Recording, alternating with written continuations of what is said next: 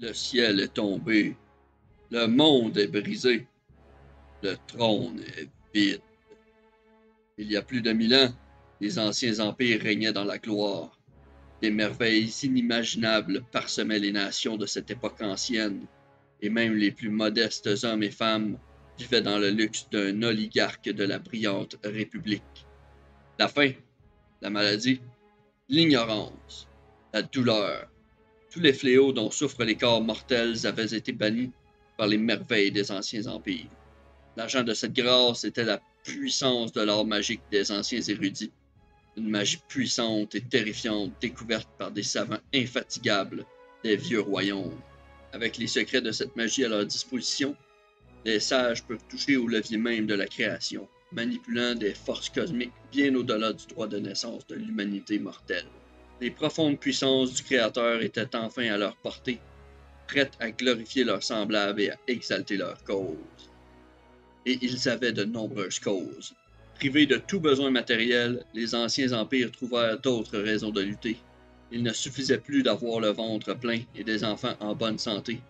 Le nouveau pouvoir magique les aiderait à apporter la justice aux royaumes voisins, qui contestaient la sagesse de leur voix ou l'équité de leurs lois.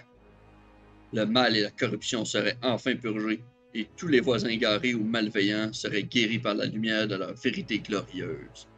Bien sûr, chacun des anciens empires avait sa propre vérité à défendre. Leur peuple ne manquait de rien, mais leur richesse matérielle ne faisait que les pousser à désirer des choses plus intangibles. Il ne suffisait plus qu'un voisin veuille garder la paix. Il fallait qu'il accepte leur façon de voir les choses, qu'il se soumette à leurs lois et à leurs idéaux.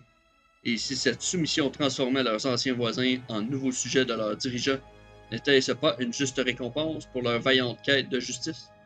Personne ne sait combien de temps les guerres ont déchiré les nations de l'ancien monde. Certains disent qu'elles ont duré des siècles. D'autres pensent que seules quelques années se sont écoulées avant que les anciens savants ne cherchent à mettre fin à tout cela.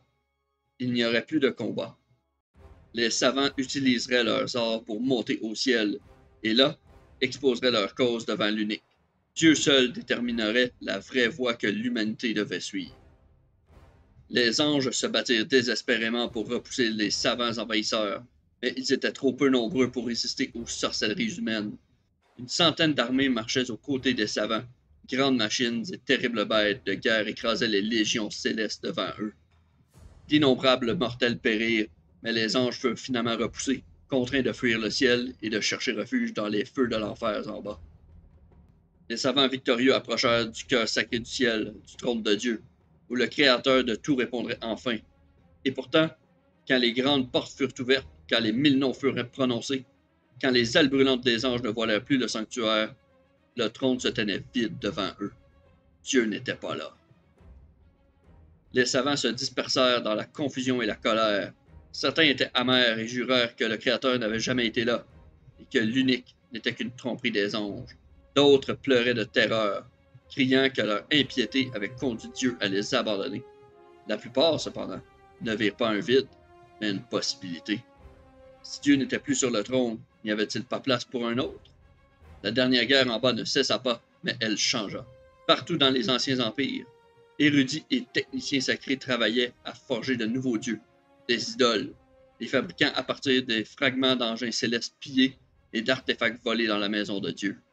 Une puissance inimaginable fut versée dans ces coquilles creuses. Des exemples sacrés des idéaux de leur nation furent enrôlés pour incarner cette force ou alimenter les golems divins qu'ils créèrent. Et avec le temps, ces idoles prirent vie. La destruction qu'ils causèrent fut incalculable. Dieu après Dieu envahit les couloirs du ciel à la recherche de plus de pouvoir dans ses moteurs en ruine et ses merveilles brisées. Ils se combattaient sur terre, bouleversant des nations, et se battaient entre eux dans les jardins du ciel, arrachant des fragments de la cité céleste. À mesure qu'ils pillaient les moteurs célestes, le monde commença à se fissurer sous leurs pieds. Les anciens empires se fragmentant en royaumes épars dérivant les uns des autres dans les ténèbres de la nuit non créée. Quelques idoles imprudents tentèrent même de s'emparer du trône lui-même, mais leur sacrilège ne laissa que leurs ossements. Ils n'étaient pas préparés à usurper la place de Dieu. Il n'y eut pas de dernière bataille. Il n'y eut pas de lutte ultime marquant la fin de la dernière guerre. Il n'y eut qu'un lent essoufflement au fil des siècles, alors que les idoles mouraient. Certains périrent des périls du ciel, tués par des anges vengeurs ou détruits par des pouvoirs qu'ils ne comprenaient pas. D'autres furent tués au combat, massacrés par des idoles rivaux ou anéantis par les énergies de puissantes armes mortelles. Quelques-uns se perdirent simplement, piégés ou cachés dans un fragment de ciel brisé, loin de leur foyer et de leur peuple. Les idoles sont parties. Il ne reste maintenant que les nations héritières, les fragments effondrés des anciens empires vivant une existence maigre dans les royaumes dispersés. Les merveilles de l'âge ancien ne fonctionnent plus, et la magie qui ébranlait autrefois le ciel est maintenant un art fragile et capricieux, blessé par la destruction même qu'elle a causée. Rois et roturiers doivent vivre dans un monde qui ne les accueille plus. Chaque année, les choses deviennent un peu plus difficiles. Les moteurs célestes parmi les fragments du ciel sont souvent brisés et toujours mal entretenus, maintenant que les anges ont fui. Les saisons deviennent incertaines et la nature devient capricieuse ou malveillante. Les maladies apparaissent à des moments étranges et des monstres naissent dans des lieux cachés. Parfois, la peau du royaume se ride et se fend, une route de nuit éclatant dans le royaume depuis quelques profondeurs insondables de la nuit non créée. La création se défait lentement, mais sans cesse. Mais il y a une nouveauté dans les royaumes. Des hommes et des femmes ordinaires sont touchés par un pouvoir ancien. Les paroles perdues de la création s'embrasent dans la chair d'humains ordinaires, les dotant en un instant du pouvoir qui nécessitait autrefois une coquille d'idole pour être contenu. Cela a commencé il y a seulement quelques années, mais on dit que ces Godbound sont bénis par le feu descendant des idoles déchues. Leurs œuvres sacrées et leurs liens célestes se libèrent de leurs carcasses mortes et descendent sur terre pour s'accrocher aux âmes mortelles. Les hérétiques de l'Église unitaire murmurent que c'était le plan de Dieu, que ces Godbound rachèteront les péchés de leurs ancêtres et restaureront le monde brisé. D'autres disent qu'ils ne sont que des maudits, condamnés à revivre la terrible dernière guerre qui a détruit les idoles avant eux. Pourtant, à l'heure actuelle, ils ne sont que des hommes et des femmes qui ont reçu quelque chose de plus. Vous êtes un Godbound. Vous avez hérité du feu sacré. Quelle que soit votre vie passée, aussi modeste que votre âme ait pu être, la lumière des paroles vous a trouvé. Votre monde s'efface lentement, et les bêtes de son heure crépusculaire se lèvent de la poussière. Votre peuple ne peut espérer se dresser contre elle. Serez-vous leur sauveur ou leur épitaphe?